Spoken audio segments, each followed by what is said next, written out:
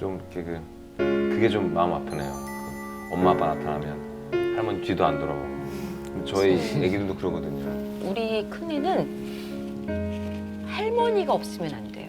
아 그래요? 그 정도로. 근데 저희는... 제가 봐도 할머니를 더 많이 신뢰하고 아 그래요? 할머니가 언젠가는 엄마보다는 세상을 더 빨리 갈 것 같은 이런 불안한 마음이 있는지 할머니가 건강해야 된다는 할머니가 아픈 거에 대해 되게 두려워해요. 유치원 아이들을 쭈루루룩 데리고 어디를 가냐면 노인정에 맞아, 가는 맞아. 거예요. 그 혹시 보셨어요? 기사도 맞아요, 나왔죠? 노년기에는 기여하는 거, 그러니까 사랑을 주는 거, 예, 삶을 나눠주는 그 역할을 담당하시잖아요. 아이들, 그 나이 때 아이들은 정서적인 안정을 충족하는 거, 사랑을 경험하고 돌봄을 채우는 게 제일 중요한 그 아이들의 성장 과정에 있어서 중요한 거거든요. 그게 되면 이제 배움의 욕구가 나온다 그래요. 아이들의 그런 애착이나 신뢰나 정서적 안정.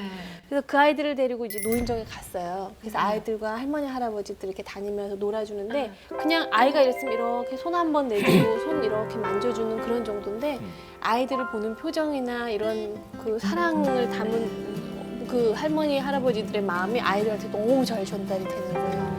그래서 그 시너지가 굉장한 경험이라는 거죠. 노인에게 힘이 되고. 아이들이 없으면 우리 식구들끼리 이렇게 그냥 손주가 만약에 없다고 하면 그렇게 빵빵 터지면 웃을 일들이 만일 있을까요 싶어요. 그러니까 저번에 뉴스 보니까 평균 수명이랑 행복도는 아이들과 함께 사는 그런 가정이 훨씬 더 높고 수명도 높더라고요. 네. 요즘에 사실은 그 아이를 맺김으로 해서 일어나는 사고들이 많잖아요. 맞아요. 그렇죠? 소위 제대로 된 어떤 그 자격 조건이 안 되는 선생님들이 어린이집? 아이들을 갖다가 폭력을 하고 해가지고 일어나는. 잠깐 이렇게 서치를 해본 게 있어요.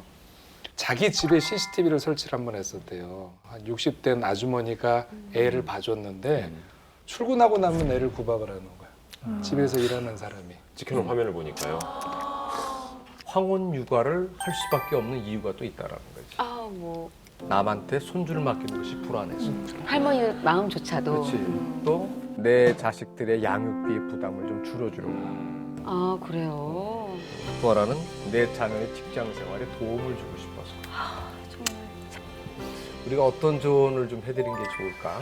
사셨던 홈그라운드가 거기시잖아요. 식당. 그쵸. 그쪽에 친구분들도 많으실 테고.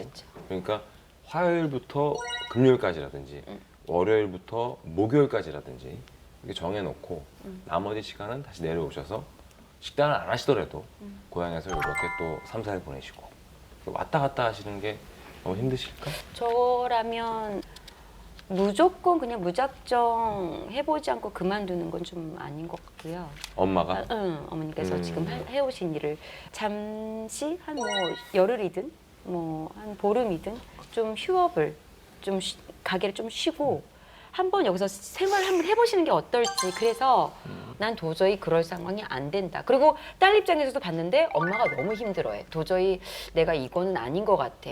그런 걸 좀 약간 상황을 한번 겪게 해보는 건 어떨까라는 생각도 들어요. 그 부모님들을 모셔와서 뭐 용돈 많이 드리고 서울에서 편하게 사시라고 하는 거는 젊은 사람들의 욕심이고 그 두 분이야 지금 장사가 안 돼도 그 식당 고향에서 사시는 게 편하신 게 맞는 거고 아예 아기들을 부모님한테 보내서 젊은 부부들이 힘들더라도 주말에 내려가는 게 어떨까 하는 생각이 드는. 결국 이제 이러한 얘기의 시작이 아마도 딸이 아마 SOS를 청했었던 것 같아.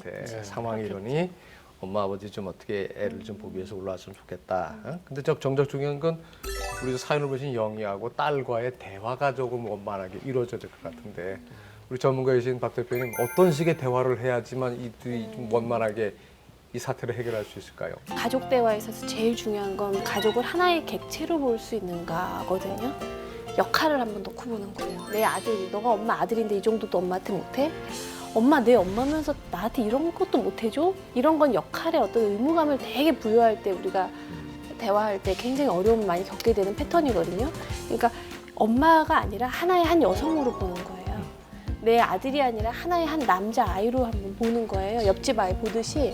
그래서 그걸 객체화할 때 우리가 갈등을 굉장히 손쉽게 풀 수가 있는 거죠. 따님이 내가 과연 엄마한테 이걸 부탁하는 것이 당연한 일이었는지 한번 생각해 보셨으면 좋겠어요. 내가 그 일을 그만두느냐 아니면 가서 오로지 내가 손주를 보느냐 이건 굉장히 옳은 갈등의 해결 방식은 아니죠. 내가 어떻게 하면 내 생활도 갖고 딸이 일을 할 수 있도록 지원할 수 있을까? 그걸 따님한테 얘기하시면 좋겠어요. 좀 서울에서 식당을 차려드려야 돼요. 그것도 좋은 방법일 수 있어요. 그것도 좋은 방법이네요. 네, 그것도 좋은 방법일 야, 수 그것도 있어요. 좋은 방법이다. 뭐 크게 안 하고 분식점을 하더라도 그럼요. 그렇네. 그 합천하고의 거리 문제도 있는 것 같아요.